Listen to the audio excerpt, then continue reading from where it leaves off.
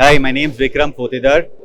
We started off in 1990. We're a company, we provide solutions for post-press for flexible packaging and the label industry in India. We also have subsidiaries outside of India in the Middle East, East and West Africa. When I'm talking about post-press, I mean solutions for making pouches, then also solutions for making shrink sleeves and various finishing options. Besides this, we've recently also partnered with a company called HP Indigo for their range of flexible packaging printing machinery, which is digitally printed packaging. And what we're trying to establish in India is the concept of the digital pouch factory. And in the digital pouch factory, what we do is we create a setup together with our converting customers where from in one location, the customer can produce short run pouch, okay?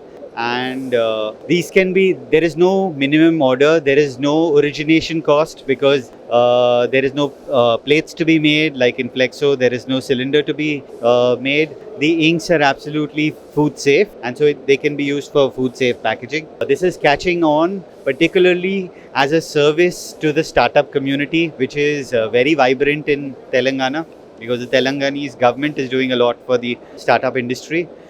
And my customers are working very hard to help these startups launch their products in the market.